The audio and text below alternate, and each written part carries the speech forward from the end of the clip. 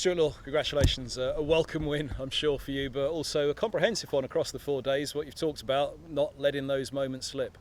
Yeah, there were a couple of moments where we probably looked like we were going to let it slip, but tremendous fight shown by our senior players. We've been asking our senior players to stand up. Robbo on the first day one, bat through the day, 140 not out. Second day, the bowlers once again go to task.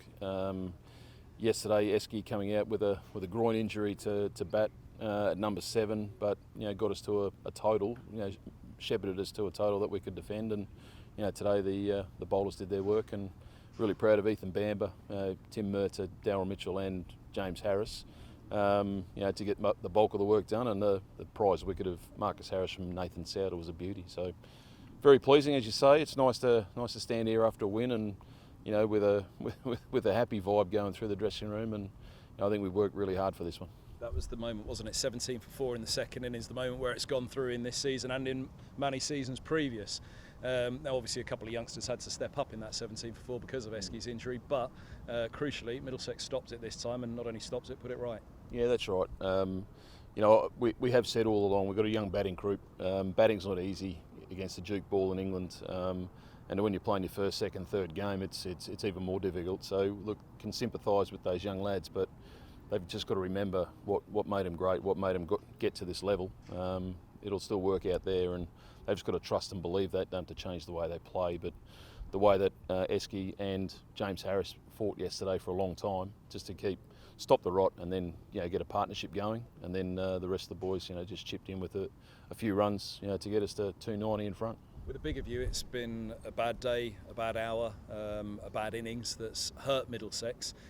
Getting over the line was also what was talked about, and getting over the line in this one while not having that bad day, it will do wonders for confidence, because that's so much of what sport's about. It will, yeah. It's about belief too, believing what we're doing is right. And funny enough, when we stick to a team plan, it really goes our way a lot easier.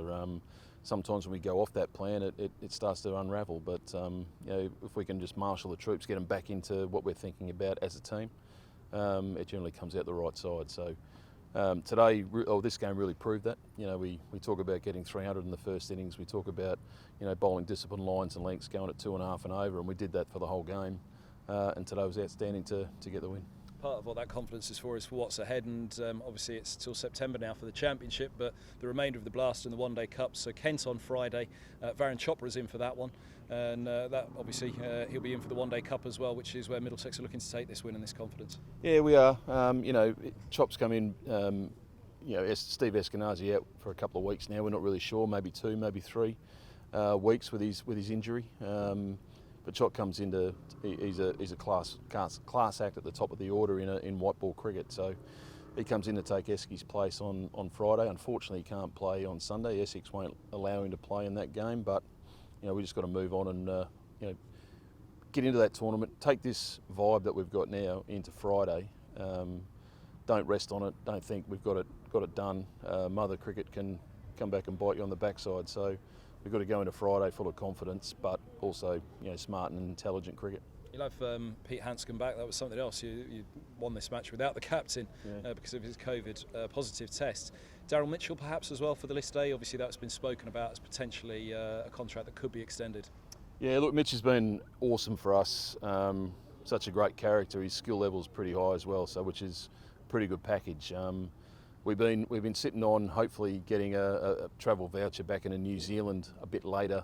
Nothing's come up at the moment, so we cross our fingers, but we've got to start planning for the worst, that Mitch may go back to New Zealand on Tuesday, which will put him out of the 50 over comp and the rest of the season. But while he's been here, he's been brilliant. I've really enjoyed chatting to him and working with him, and the knowledge that he brings, and the team culture he brings from New Zealand. He's imparting it onto the young guys.